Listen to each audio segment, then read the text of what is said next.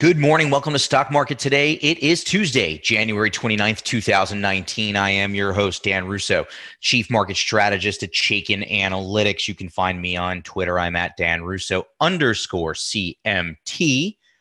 Stock Market Today brought to you today and every day by Chaikin Analytics. And if you head over to chaikinanalytics.com/today, you can sign up for a free email. You'll be able to follow along with this show, and we'll give you daily stock ideas to consider in your inbox every market day before the market opens. Also, some good insights on Saturday morning as well. So diving right in, U.S. equities were lower Monday as comments from NVDA and Caterpillar weighed on the averages. Technology led the move lower on semiconductor weakness. Industrials, energy, and healthcare also lagged. Defensive sectors outperformed, with REITs and consumer staples moving higher on the day. Treasuries were little changed. The dollar was weaker versus both the euro and the yen. Gold up 40 basis points. WTI crude was down 3.2%. So again, your outperformers, REITs, staples, materials. Your underperformers, tech, comm services, and healthcare. As we get to the desk this morning, futures are flat to down slightly as after U.S. equities finished lower, but off the worst levels of the day yesterday. Asian markets were mixed overnight. European markets are mostly higher this morning. Treasuries are stronger across the curve, and the dollar is slightly stronger against the slightly stronger against the yen and slightly weaker against the euro. Gold is up 30 basis points, and WTI crude is getting some back, up about 90 basis points. So we'll take a look at it here. Still just churning around this 50% retracement level. Nice gap lower, but closed off the worst levels of the day. Support's been holding in this 2600 to 2625 area for the S&Ps. Resistance now comes into play. We'll call the top end of this recent range around 2680, and then 2700 to 2735, which encompasses the 62% retracement of this entire move lower. RSI continues in bearish ranges. We have it boxed off here for you. Chaikin money flow is bullish. So mixed signals from the indicator front, churning around the 50% retracement level. I kind of opined yesterday, and I still believe it's true.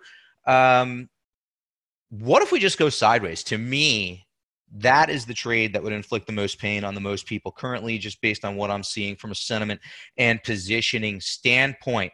A churn here, a grind. To me, that is what would frustrate the most amount of people currently.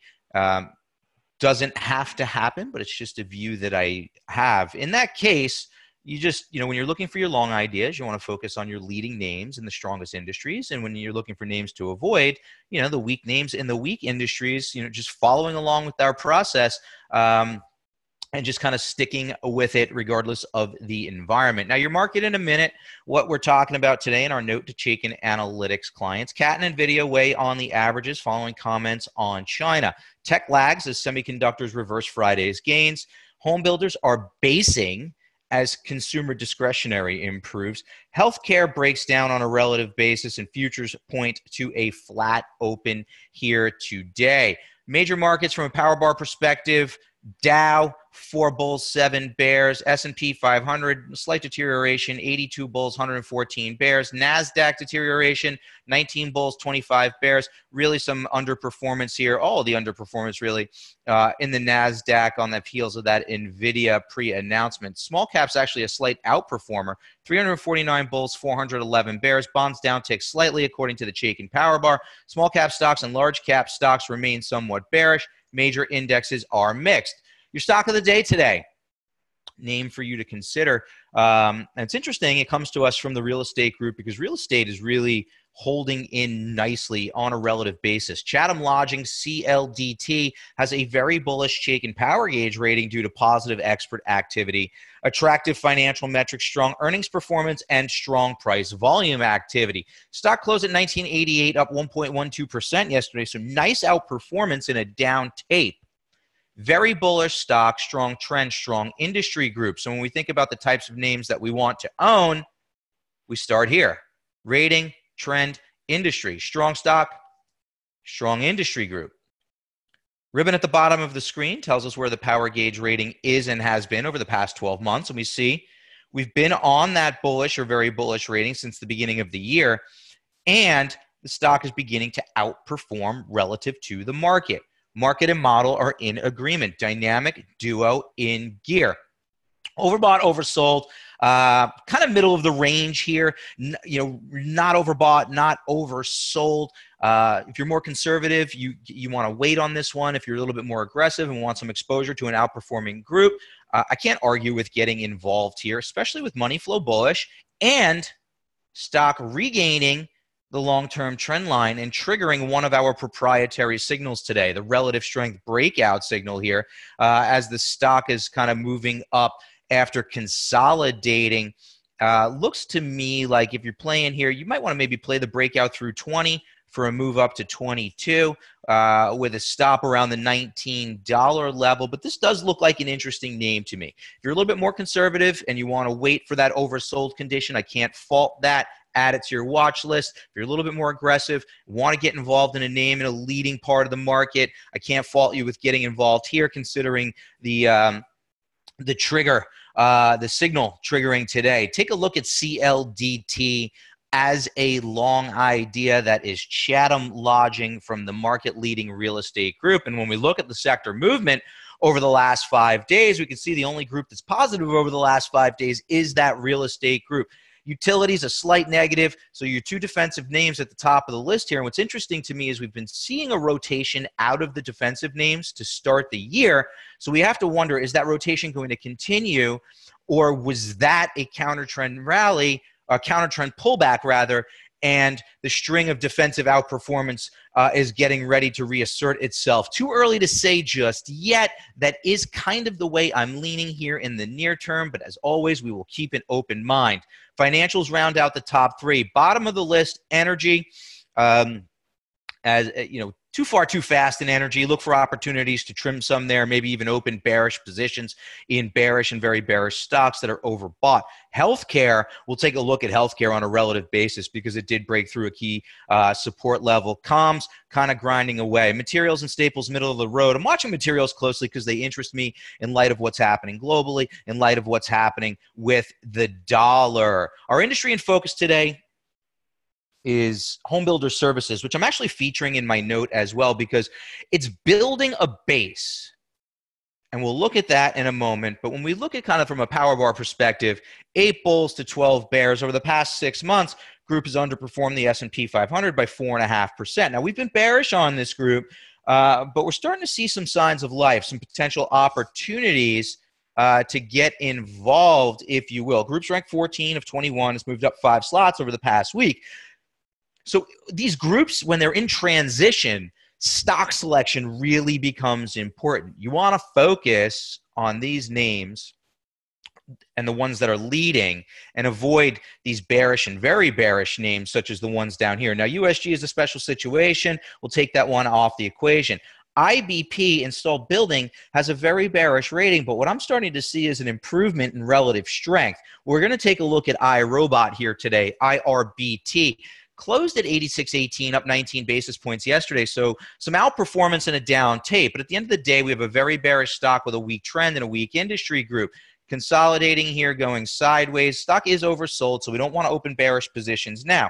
But market and model are in agreement. We're on that very bearish rating. We've been on it for most of 4Q and to start the new year. And now we're beginning to underperform the market. So the market and model are getting into agreement. Money flow bearish, below a now declining long-term trend line. So at the very least, we want to avoid iRobot. I think it's too soon to open a bearish position because the stock is oversold. And what I mean by stock selection is important in this group. If you look at the constituents of the XHB, we want to avoid this name. And we want to look at a name like Toll Brothers, TOL, which I'm featuring in my note today, because that's a bullish stock. It's outperforming the market, has bullish money flow, has the characteristics that we're looking for long ideas. So these groups in transition could provide some good opportunities, but stock selection really does become paramount.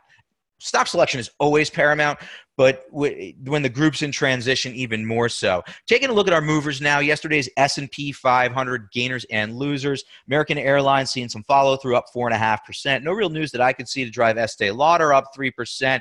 Altria catches a bit of a rebound. Ticker symbol MO up 2.5%. No news on Semantic, SYMC. Very bullish stock, up 2.3%.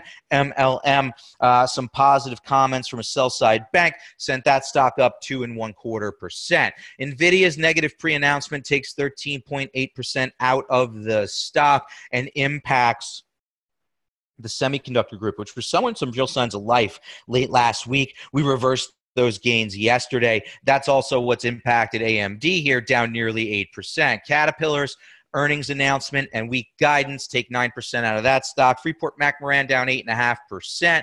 Global growth concerns weighing there. Didn't see any real news on Arista Networks, ANET, to take that stock down 5.25%. Now, your earnings update, there's that cat, missed by 43 cents and guided lower. Stock trades down nearly 10%.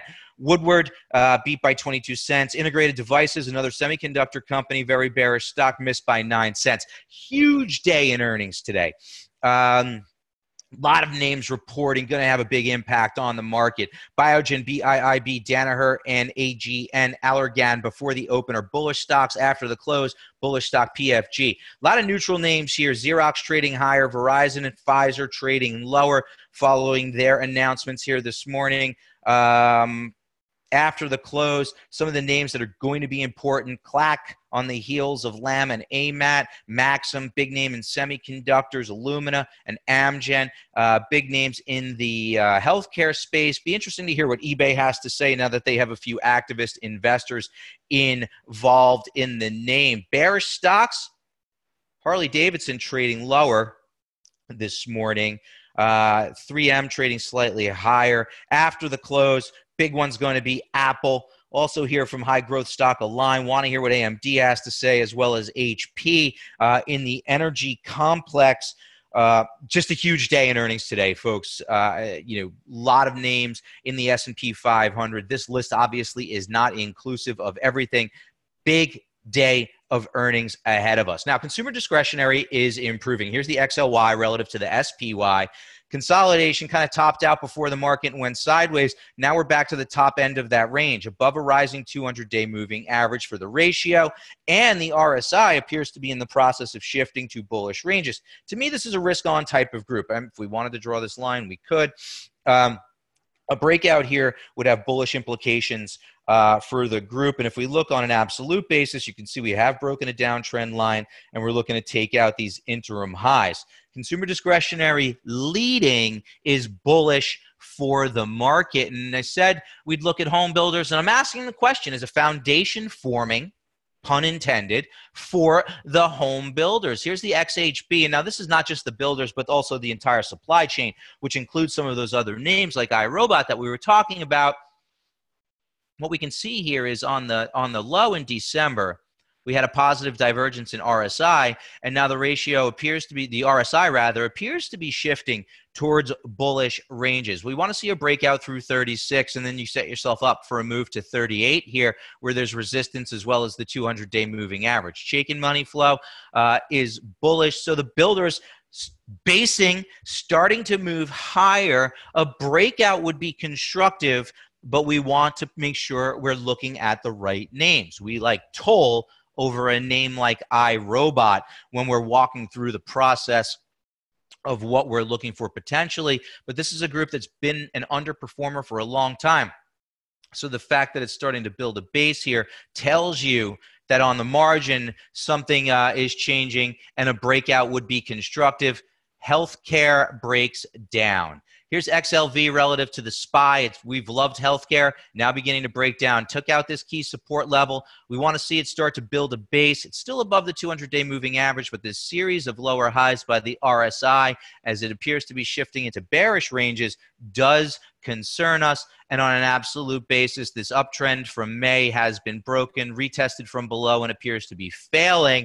Healthcare is a group where we want to start to think about taking profits in some of the winners that we've had, because it is a group that we've liked for a long time. So that's it for today. Sign up for the email, chaikinanalytics.com/today. Get daily stock ideas in your inbox and help us spread the word. If you like what you're hearing here, share our link on social media. I will be back here tomorrow, 9:15.